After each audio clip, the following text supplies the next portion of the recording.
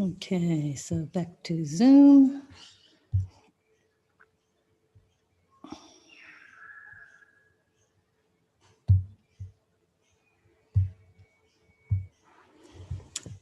Okay, hello everybody. Good morning. Happy day. Oh, happy day. We're back here for our third week. Jason just informed me, our third week of, I think our final module for the year that we've been studying the Bodhisattva's way of life with our precious teacher, Geshe Sultram. And we are currently on the patience chapter, which has been very inspiring, absolutely inspiring. So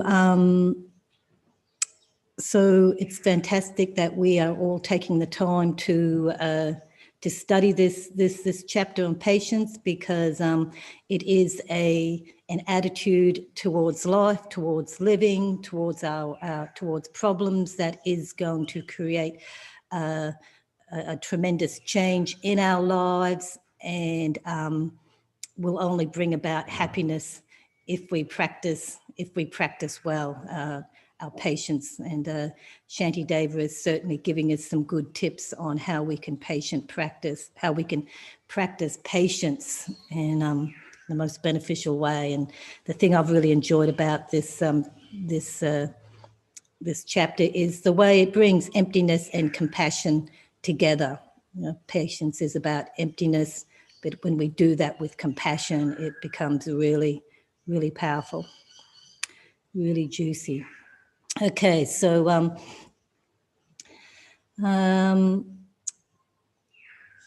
I've received some difficult news this morning, so I'm just going to give you a few tips, few ideas. You know, the way I'm going to manage this meditation this morning is to not to give this difficult news some spaciousness. So I'm going to be focusing a bit more on the spaciousness aspect, and that is why I'm doing it. And I hope it helps you, gives you a few tips on what you can do when we do receive difficult news. I mean, it's not an uncommon thing that we receive difficult news in our lives at different times. And so the more skillfully we manage difficult news when we receive it, the less likely it is to become a scarring and traumatic incident in our lives. So it is with that motivation, not only for the benefit of all sentient beings, of course, may this meditation be truly of benefit for all beings, all realms, and may that start with me here right now. May I become a better person so I can help others, and may I be able to always handle difficult news in the best way possible. So just become aware of your posture, whatever's comfortable for you, while maintaining the straightness of your back, which then maintains the straightness of the central channel, and allows the winds to flow up and down this central channel, where they say our consciousness flows, where our consciousness is.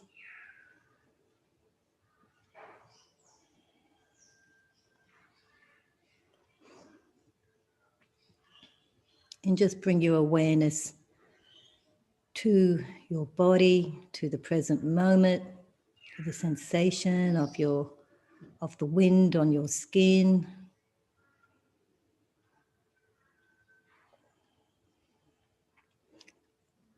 Just saying a few times to yourself with each breath, as you're smiling, as you're breathing in, you're smiling. As you're breathing out, you're relaxing. Do this for a few breaths.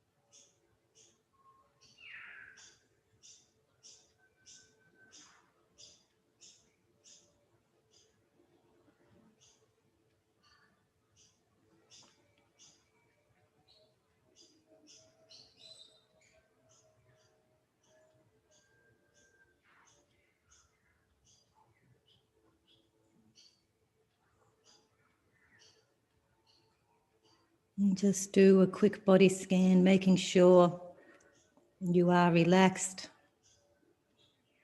Let any areas where you know you hold tension, jaw, eyes, forehead, shoulders, pelvis,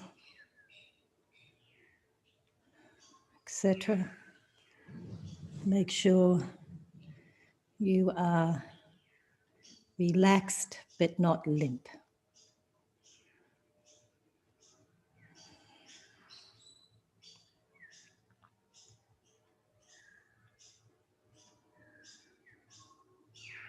Just bringing your awareness back to your breath.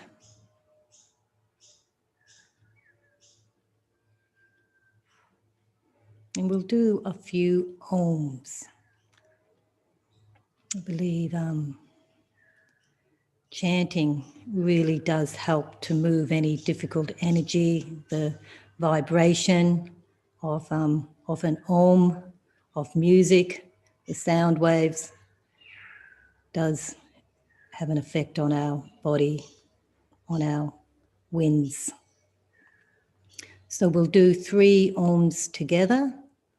So taking a deep breath in all the way down to our abdomen. Breathing out, saying Om.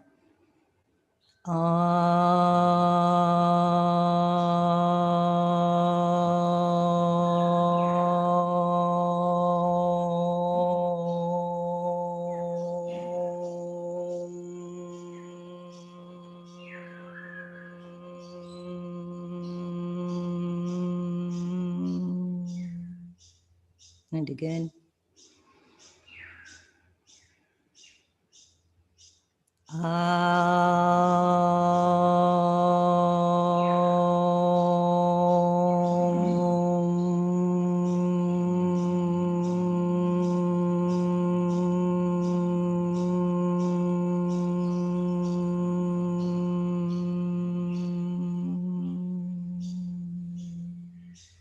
And focusing more on the when your lips are together and feeling the vibration.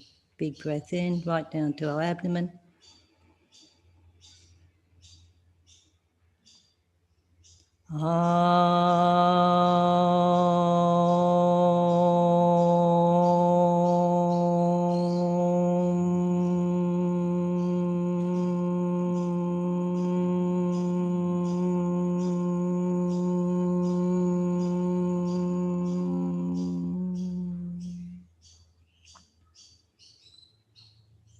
Then just become aware and still.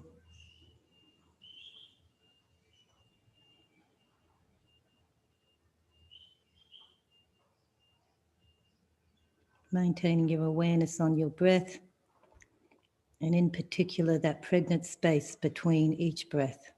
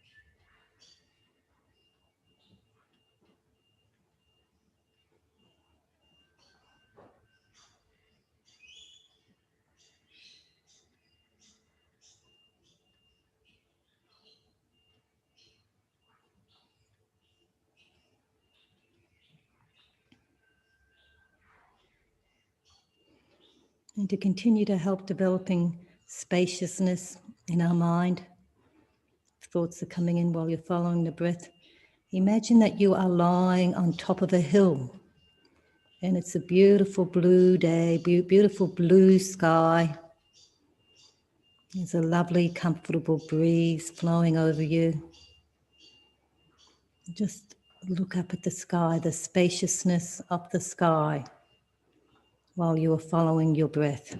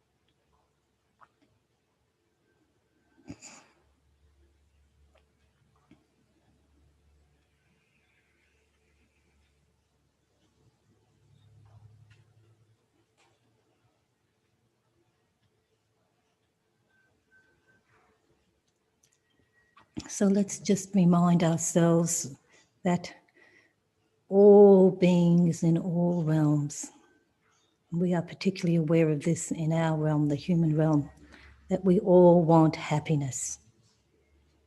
We all want to be free from suffering.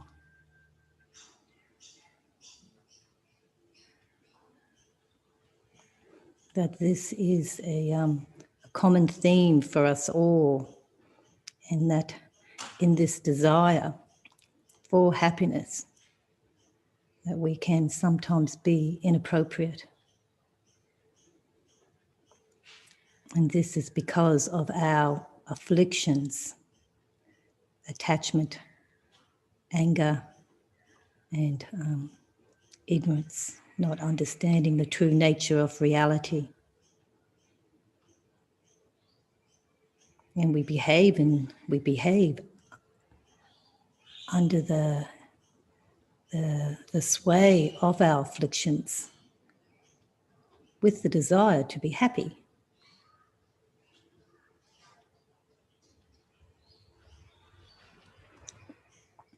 And that's where the 4 immeasurable thoughts are just so powerful. So I will just go through the 4 immeasurable thoughts, and then I encourage us all to then practice Tonglen according to the immeasurable thoughts. There's 2 where you take on the suffering of others, the disturbing thoughts, the disturbing minds, and there's 2 where we give out enlightenment and a wish-fulfilling jewel. So may all beings in all realms have happiness and the causes of happiness. So in this one, we give everybody a wish-fulfilling jewel that will be the cause of their happiness. We are giving out from our hearts. We can do this with our breath. May all sentient beings be free from suffering and the causes of suffering. So we take on disturbing thoughts, disturbing emotions. And this enters us in the form of black smoke, enters into our heart where it just dissipates. And we take this on from all beings, all realms, all their negative thoughts. May all sentient beings never be parted from the happiness that knows no suffering. This is the mind of enlightenment. In our mind's eye, we give this to all beings. May they all one day all be enlightenment. May that happen right now. May these thoughts be the cause of that happening right now. As you're breathing out from your heart, this is what you are giving to all beings. Then may all sentient beings abide in equanimity, free from attachment, anger, holding some close and others distant. So in this we are breathing in all those attitudes that we have in grading people as either being, discriminating people as either being positive or negative. We all have this habit, this propensity of making a judgment, and we want this to be gone, where we all just view people in an equanimous way. So just breathing in all those discriminating ideas in the form of black smoke into our hearts, where it is just dissipates, it's destroys our self-cherishing, destroys our own discriminating attitude. We only perceive people in an equanimous way. So continue on in this manner, breathing in and out, developing great compassion.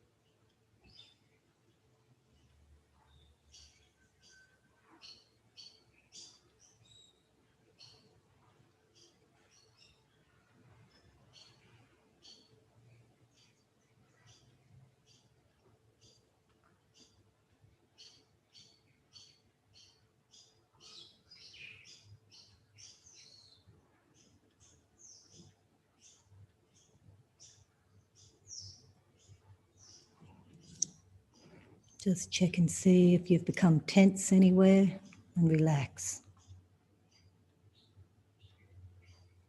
And continue on with Tonglen.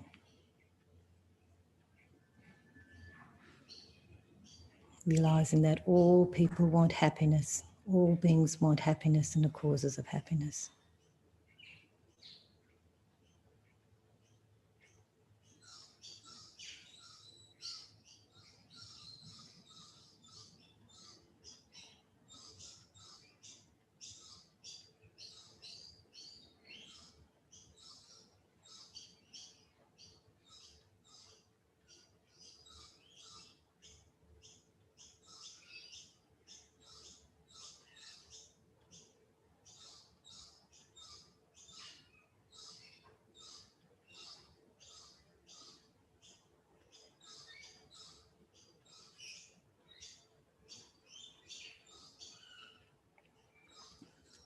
And as you're doing Tonglen, see if you can incorporate it, include what we were doing earlier on, that sense of spaciousness. We were focusing on the breath then. We were lying on our backs in our mind's eye, viewing a spacious sky.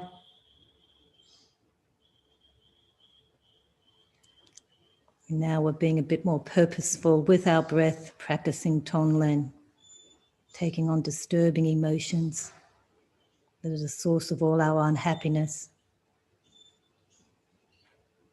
and giving out positive emotions, positive qualities, giving out Buddhahood, enlightenment.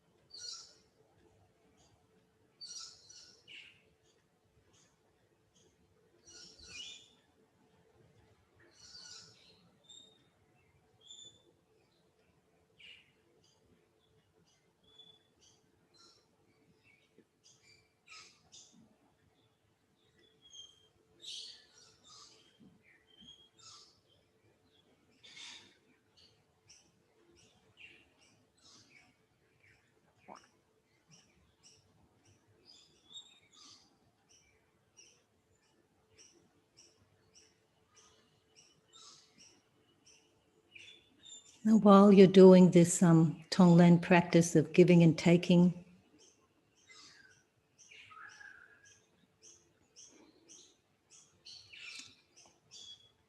the sense of spaciousness all around you, become aware of the hollowness of your body, that your body is hollow, it's also empty. That in fact our body and all matter are made up of in the West we say there are 4 elements: earth, fire, water, and air are the 4 elements, and that is what all matter is made up of. Hindus take it one more step and include a 5th element of space. And for me, this was a very profound moment when, with all the elements, they sort of all fuse together to produce matter. But yet there is space. There's always spaciousness, space between every molecule, every bit of matter. I mean, I've heard that our body is a significant percentage of water. I wonder what the percentage of space would be. What percentage of our body is just space? That we are not solid, we are not concrete, we are in fact space. In between the elements of fire, water, air, and earth.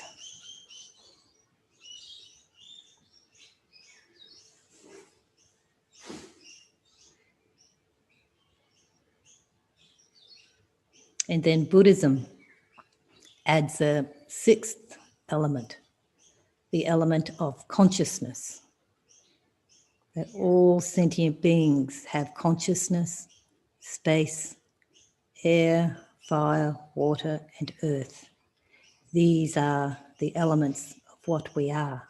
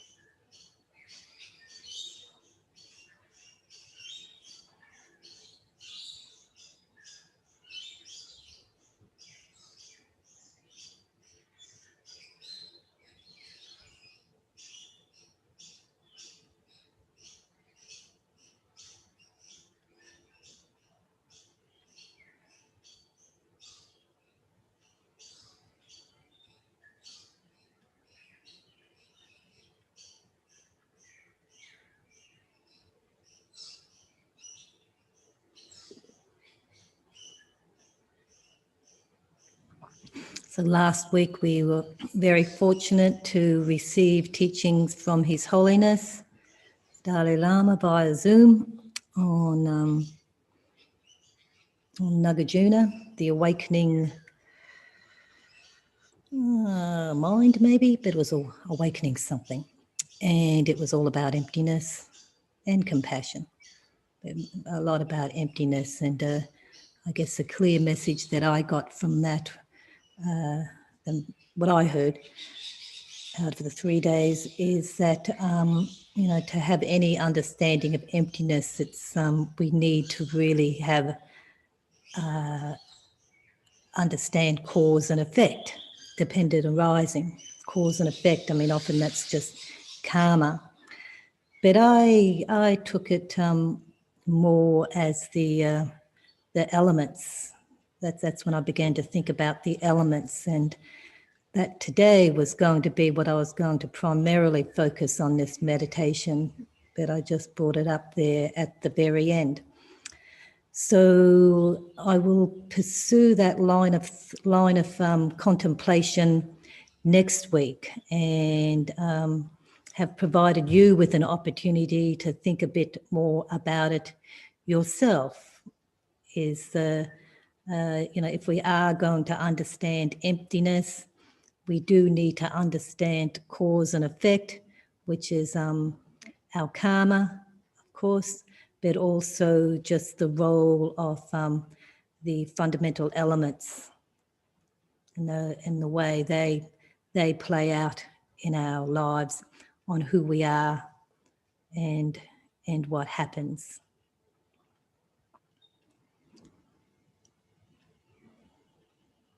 So let's dedicate. May my mind always be spacious, so that I can deal with anything that occurs in my life in a positive way. May I behave according to the vows that I've taken, and to the ethical discipline in that broad cultural, broad sense too, in only ever engaging in virtuous activity and not engaging in non-virtuous activities. And may I do this knowing that this is the source of my happiness, not only for myself but for others too, that by doing this, the Buddhas will be happy, my teachers will be happy.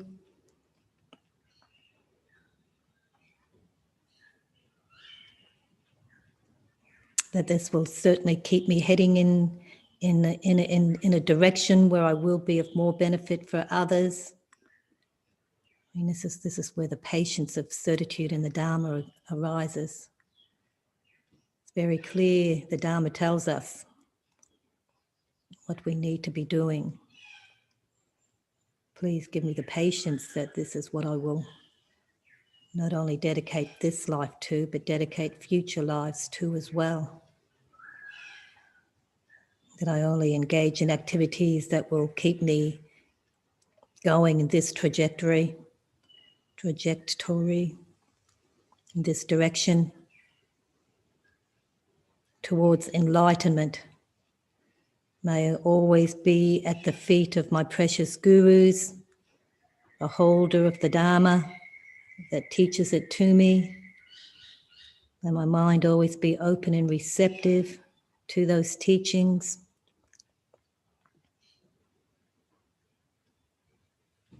May I have the karma to only see the actions of all the gurus' activities as enlightened activities.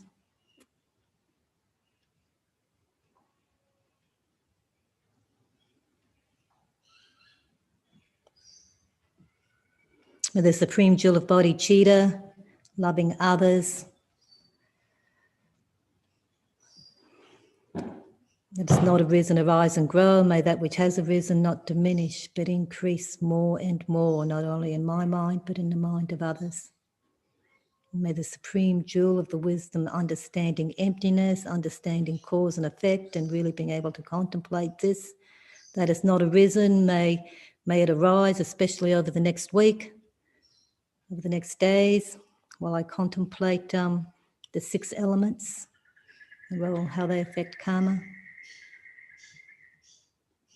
And may that which has arisen not diminish, but increase more and more.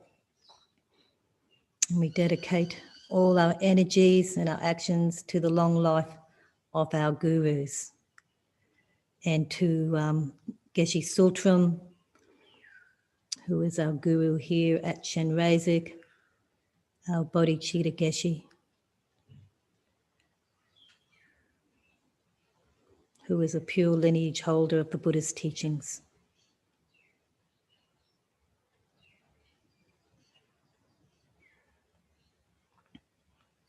Oh, sorry, I've gone over time.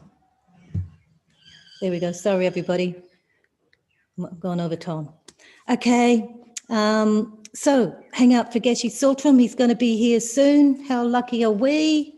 We are so lucky. Yay, we are so lucky. All right. Thank you, everybody.